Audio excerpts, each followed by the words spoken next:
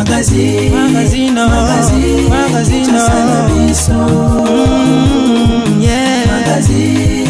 Magazine Kinshasa na biso réalité ya banaki réalité ya banakino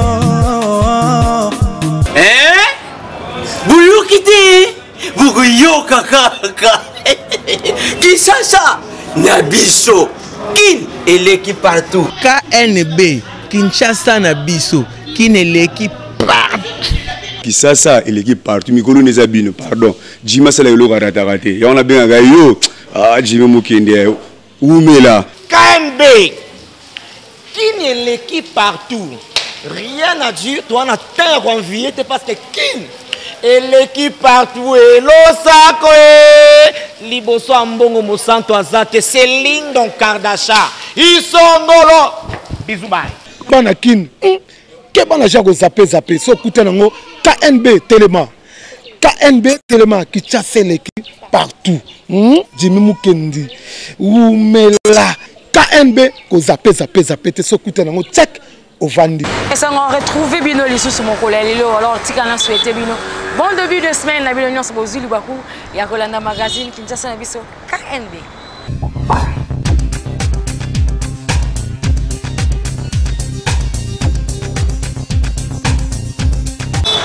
Tobanda ba actualité na koyebisa bino ke na likambo oyo etali nomination puis permutation ya ba beaucoup mais pe ba adjoint na bango.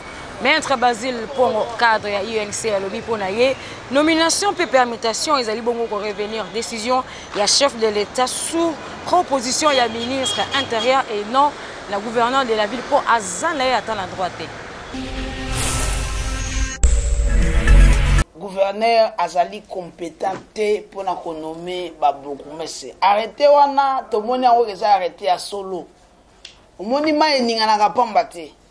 Gouverneur alingaka meka gouverneur ya ville ya Kinshasa azali ko confondre la kanisi Kinshasa azali mai ndombe aza na Kinshasa o ba juriste bazé belé et puis bato mayele bazé belé ye gouverneur ayeba ke azana droit te ya konommer bourgmestre ezana ba compétence na EPT eza pe na ba attribution na été ye azana pouvoir ya ko permettre mais azana pouvoir ya konommer ne loko ya sali ya ko permettre ba gouverneur to moni ba bourgmestre ya sika bazali c'est une violation flagrante ya loi et puis to ko senga na ba député na biso oyo bazali awa na ville ya Kinshasa ba député provinciaux baye ba moya ko interpeller ye aya ko s'expliquer soka nga banda ko yiba to ko violer mibeko biso to ko banda ko telemela ye donc to ça d'accord tenaye na monique azali entouré na ba juriste ebele mais ba erreur abo biso ko ndimba ngote conseil d'état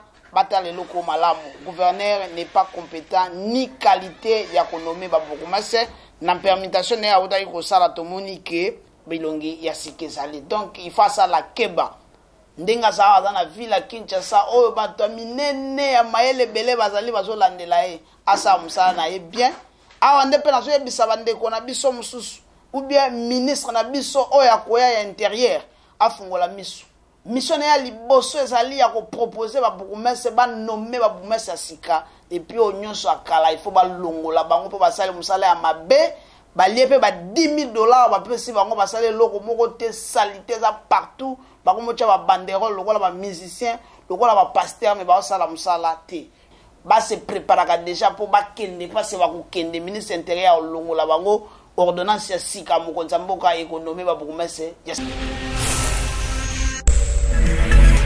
Toko bana actualité après avoir démenti arrêté Oyo ezali publié dans les réseaux sociaux portant nomination et permutation à bourgmestre ba base ba parti politique UNCP UDPS bazali pour imputer erreur wana la gouverneur Gentili Ngobila et non ba secrétaire général na bango ya parti UDPS et UNC.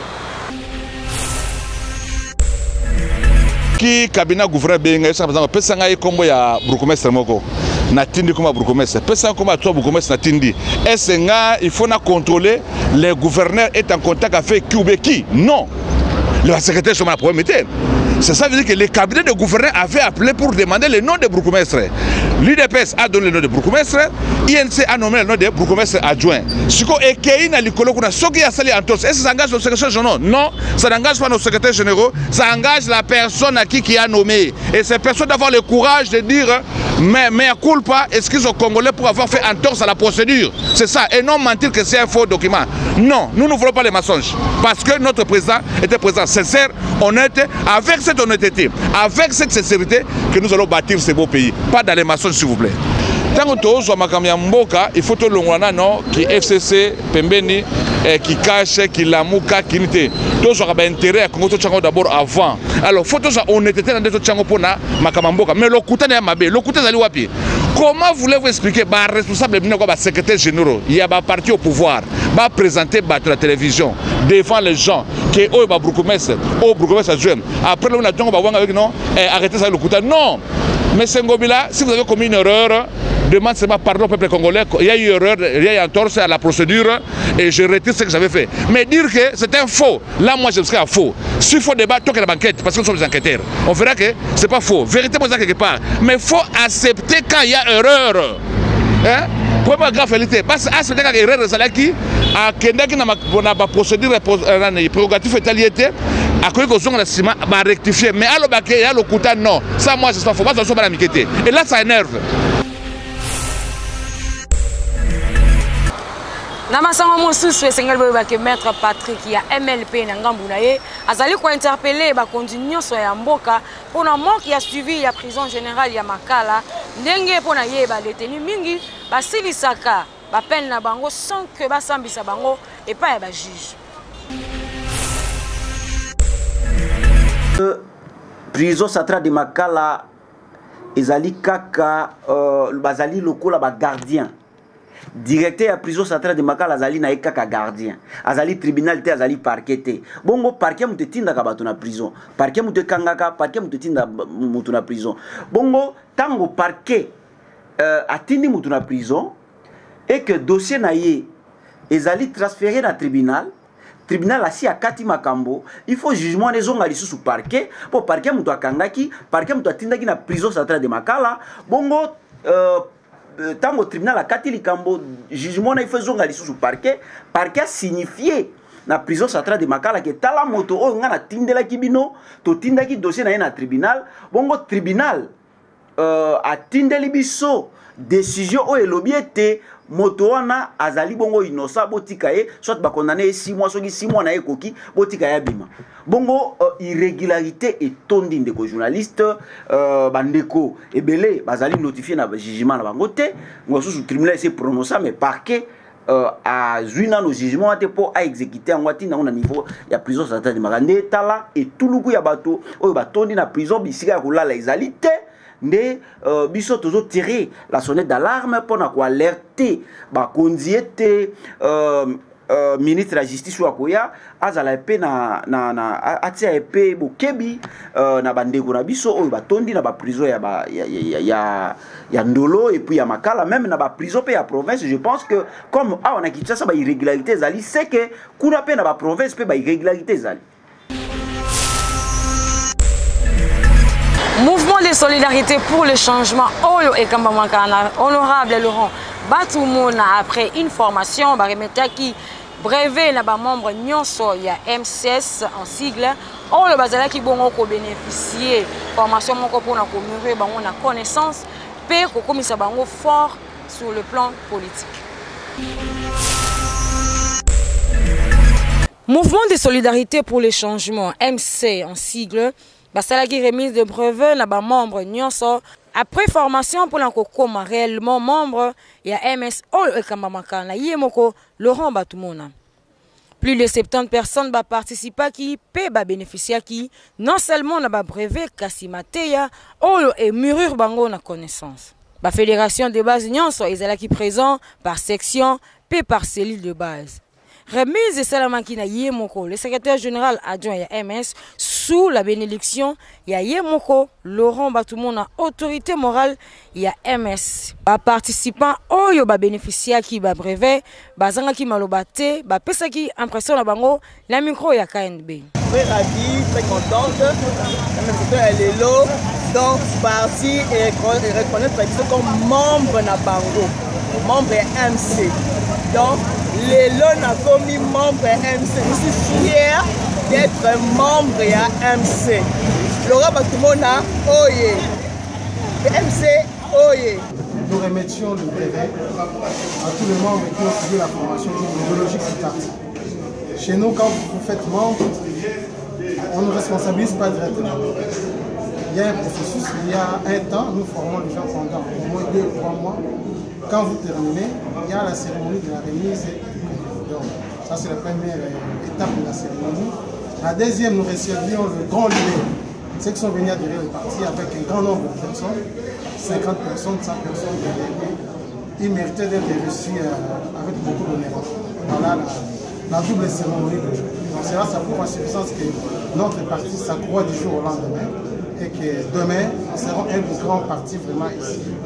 Bien avant, secrétaire général en charge à implantation et mobilisation dans le processus électoral, M. Jules Mukumbi a installé le comité Monko ya MS Kuna, la commune Yabarumbu à travers ONG Yabamama Maraîchère Oyolelo, ba commis désormais pour appartenir à MS, Mouvement de solidarité pour le changement.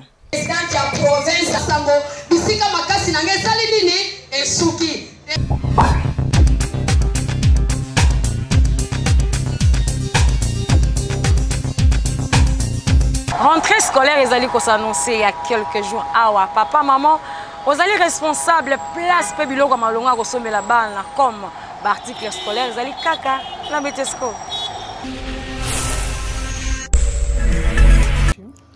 Rentrée scolaire 2019-2020 Oyo, en tout cas papa maman Betesco a même bino ba gamme ya produit na ye ya kitoko botala lolenge nini bakaye Oyo a 2019 eko sepelisa bana eko pesa bana réussite na ndenge nini na couverture na yango ya kitoko pe ya makasi ata mwana ya poleli mbula kaye eko panzana nango te akosala na kaye na ye ane mobimba.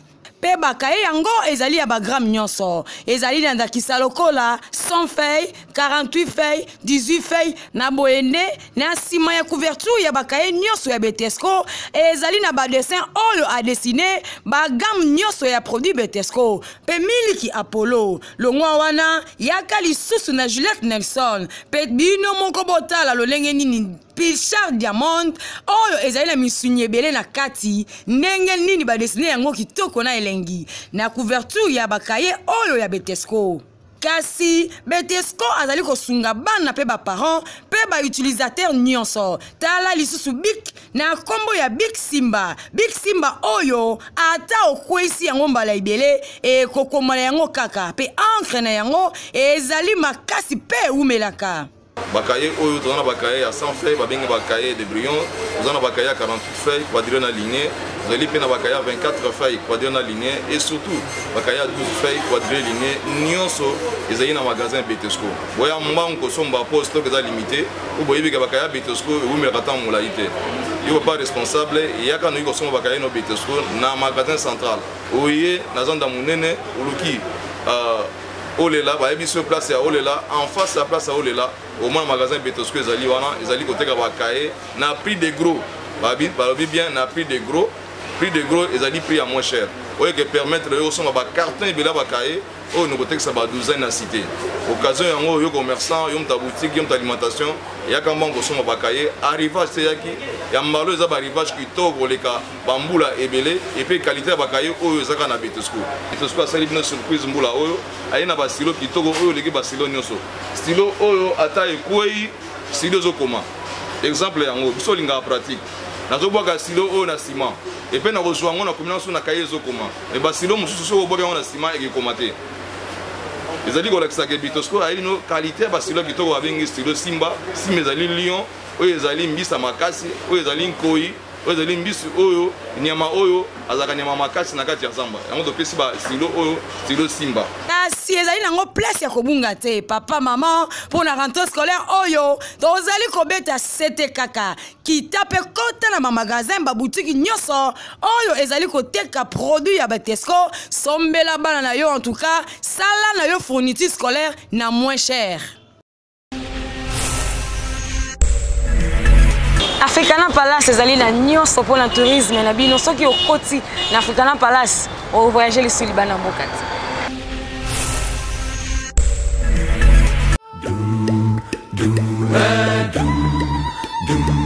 C'est ici où commence votre périple, à la rencontre de l'ineffable et de l'inédit. Ici, on ne présente pas seulement la convivialité, on l'accorde à tous nos clients selon leurs préférences. Un lieu où l'on consacre toute l'attention à votre bien-être. On ne présente pas seulement le confort, on l'offre de la plus belle des manières. C'est ici le meilleur lieu de repos et de séjour dans nos chambres spacieuses avec une wifi. Les dernières trouvailles culinaires sont magnifiées par des professionnels en la matière. Et veille sur votre forme dans une salle de sport, le meilleur cadre pour vos réunions. Et tout cet espace pour vos fêtes dans un décor qui rappelle notre identité. Dans notre nouveau bâtiment, découvrez une des meilleures grillades et passez des moments exceptionnels de retrouvailles et des rencontres dans nos différents bars. Chez nous, c'est toutes nos équipes qui sont mobilisées pour satisfaire le moindre désir. Africana Palace, vous y reviendrez toujours.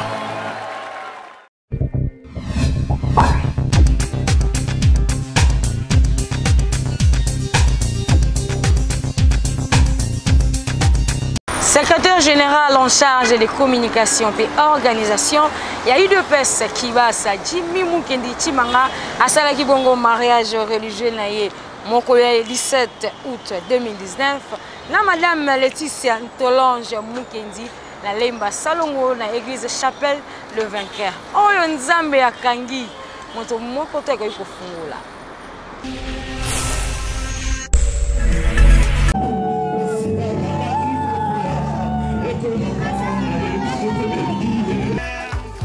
De notre Seigneur Jésus-Christ,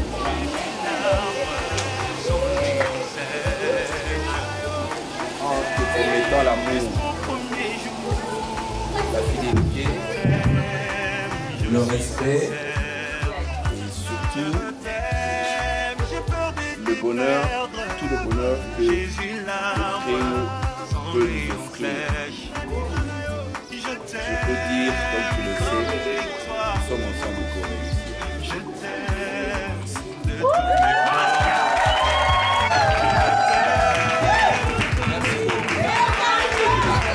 La maman Laetitia.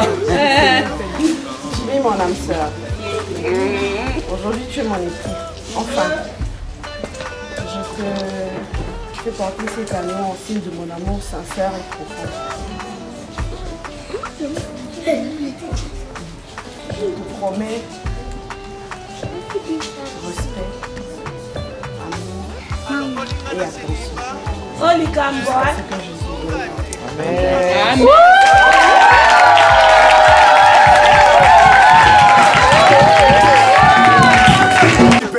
C'est que vous laissez la terre sera liée dans le ciel.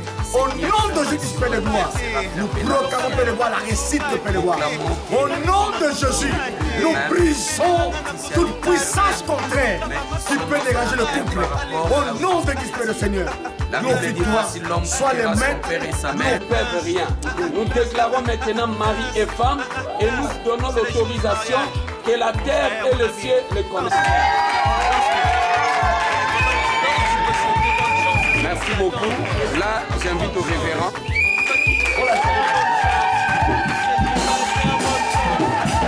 Bonne chance. Alors, Malingana Seliba. Malingana Kuzongate. Alors, Malingana Solitude. Nazela Yamona Kuzongate. Lokangana Kuzongate. Finamisuna Kuzongate. Melelangana Kuzongate. Zelana Kwena Kuzongate. Allez, danse.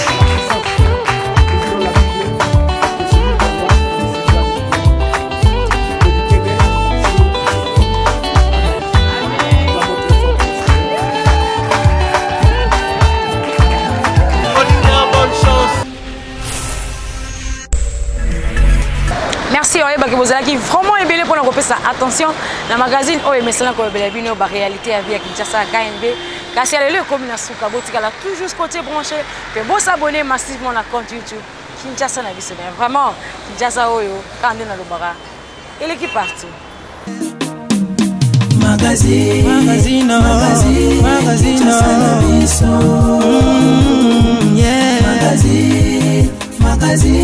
Kinshasa na biso.